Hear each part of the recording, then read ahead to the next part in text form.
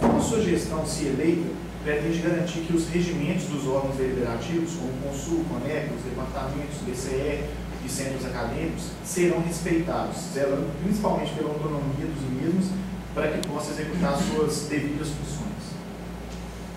Certamente a pergunta tem um lugar muito adequado hoje, porque nós vimos um processo de expansão, justamente, falta de planejamento, falta de projeto, falta de tempo, tudo, e a instituição acabou passando aí por cima da nossa falta de regulamentação, tendo que fazer coisas que não estavam regulamentadas. Eu, como professor de Campos Flores, tive isso na pele, e nós vivemos lá por muito tempo, falta de regulamentação. Isso causa uma tensão muito grande no ambiente de trabalho.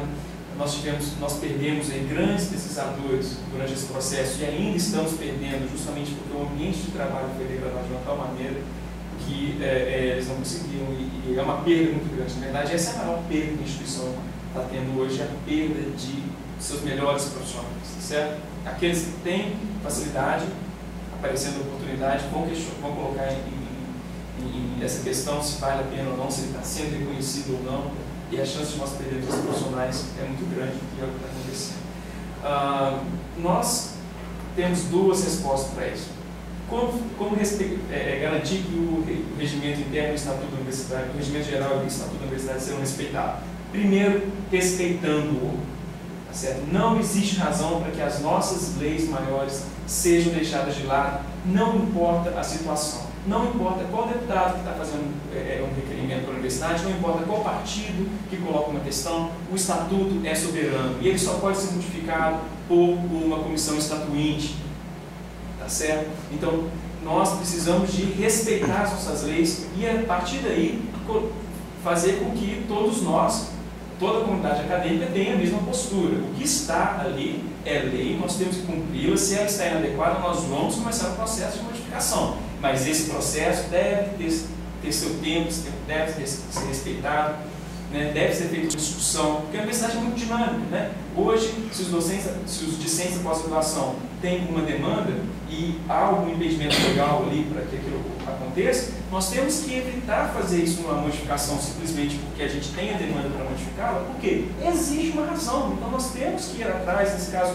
como discentes, a gente tem que ver qual foi o ambiente, o cenário político que levou aquilo ali a ser implementado antes de tomar uma decisão imediata. Então, esse tempo tem que ser respeitado na universidade. Nós somos uma instituição dinâmica demais para colocar essas coisas em funcionamento sem pensar. E o segundo critério aí, olha, o planejamento de médio e longo prazo vai nos permitir sempre fazer as modificações antes de que elas sejam necessárias.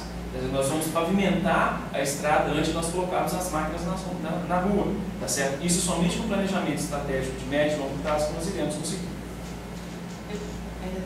Eu gostaria de retomar o nosso próprio programa e dizer que qualquer alteração que seja feita nas normas da instituição, ela precisar, o Bruno já falou, de ser feita a partir de um estatuinte, e a gente quer, na verdade, ampliar justamente as propostas de alteração de estatuto, porque hoje, né, o estatuto só pode ser alterado a partir de uma demanda da assinatura de 1/3 do Conselho Universitário. A gente quer expandir isso, e isso está escrito aqui, no nosso programa, da seguinte forma: promover a reforma do estatuto quanto às proposições sobre matérias normativas, portanto, matérias que incidem na regulamentação da vida acadêmica no Conselho Universitário, admitindo propostas por iniciativa de unidades acadêmicas e administrativas ou qualquer membro da comunidade universitária, mediante abaixo-assinado de, no mínimo, 3% de um dos segmentos da comunidade universitária. Portanto, é abrir e democratizar mais o próprio direito de propor alterações das nossas normas.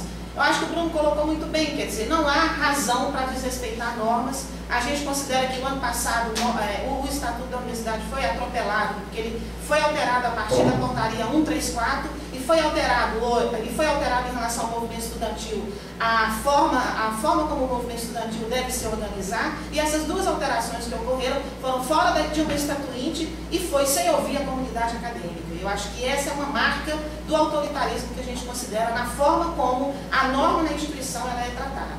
Portanto, eu acho que a gente tem que partir do princípio que ela existindo tem que ser respeitada, portanto, todos temos que ser bem conhecedores das normas e não permitir nenhuma alteração atabalhoada ou sem a escuta da comunidade acadêmica, como a gente já viu acontecer aqui em relação a esses dois exemplos que eu dei.